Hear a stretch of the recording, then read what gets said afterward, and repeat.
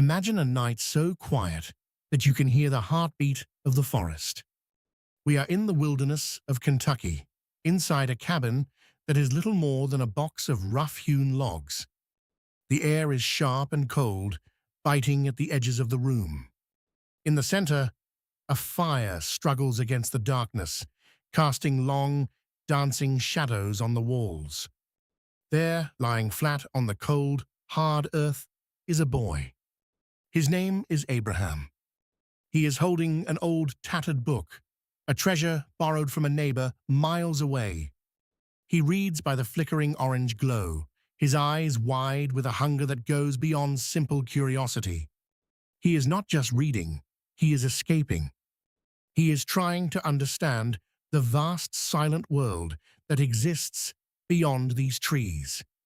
Breathe in that scent of cedar, damp soil, and old paper. Let the stillness of that cabin settle into your mind.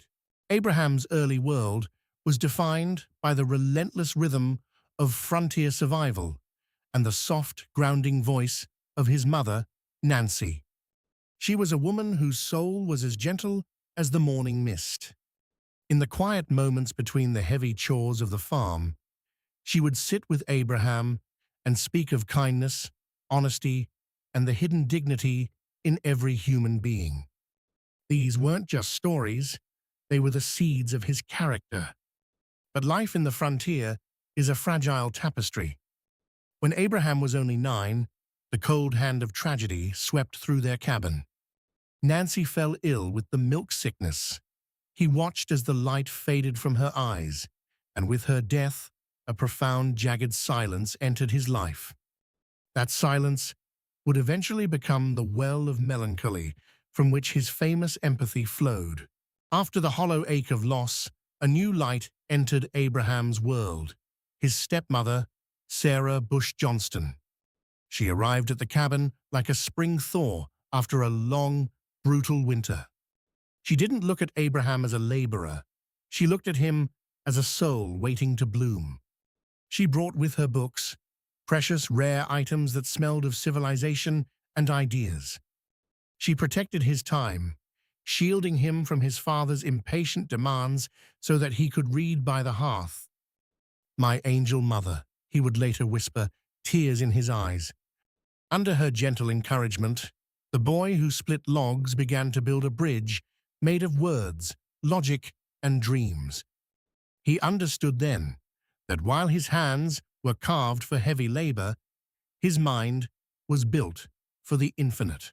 At 19, Abraham stood on the deck of a flatboat, his tall, lean silhouette cutting against the vast sky as he drifted down the Mississippi River.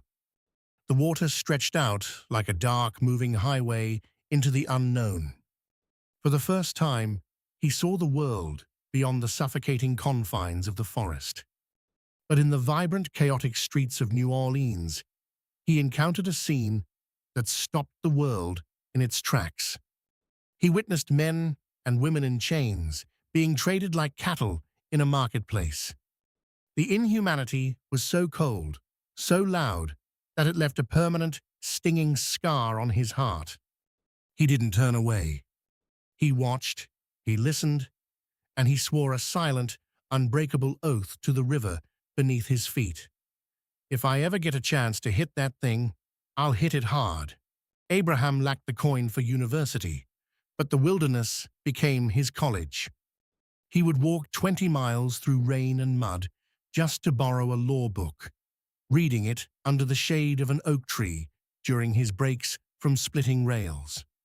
He devoured the logic of justice, word by word, case by case. People in the town of New Salem soon noticed the lanky, awkward man who spoke with such startling clarity.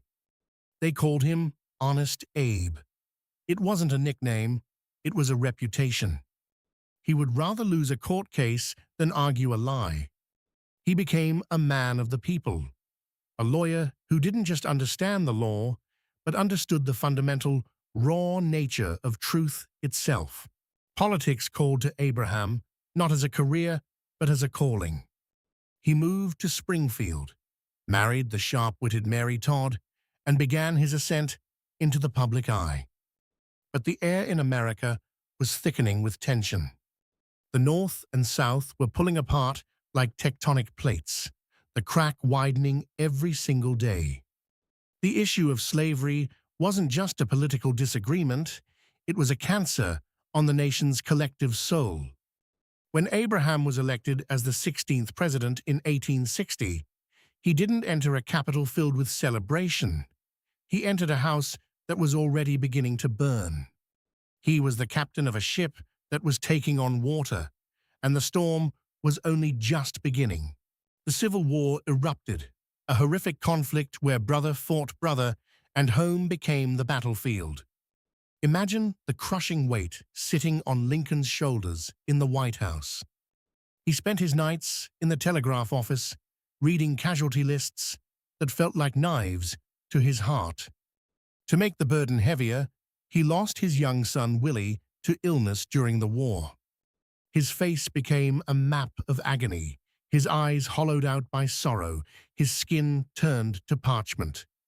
Yet he refused to let the Union shatter. He was the anchor in the middle of a hurricane, holding on to a vision of unity that everyone else said was dead. In 1863, with a steady hand and a heavy heart, Lincoln took the step that would define his legacy. He signed the Emancipation Proclamation. It was the fulfillment of the promise he had whispered to himself on the banks of the Mississippi decades earlier. The war was no longer just about territory or politics. It had been elevated to a crusade for human dignity. With that document, he declared that millions of souls were thenceforward and forever free. The architect of freedom had finally laid the foundation for a new America. Standing on the blood-soaked, hallowed soil of Gettysburg, Lincoln spoke for only 2 minutes. His voice was not the booming roar of a typical politician. It was the quiet, firm resonance of a man speaking to history. He spoke of a new birth of freedom and a government of the people, by the people, for the people. He didn't waste time on the politics of the war. He focused on the sanctity of those who had sacrificed everything. The world suddenly realized that this man from the log cabin was not just a leader. He was a prophet of democracy.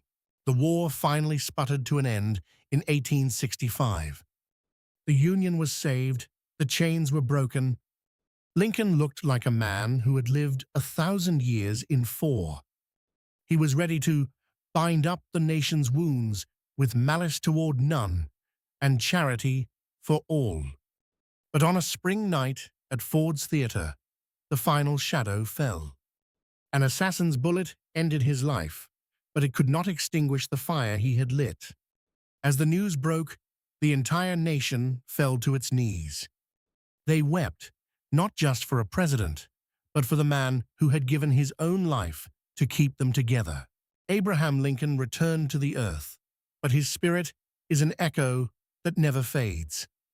He remains in every heart that yearns for justice, in every voice that speaks for freedom. He showed us that your beginning does not define your end. He taught us that honesty is not a weakness, but a superpower, and that even in the darkest, most agonizing war, kindness is the sharpest weapon. Thank you for walking this path with me today. Let Lincoln's resilience ignite your own journey. Stay in the flow, stay honest, and keep learning. Goodbye, my friends.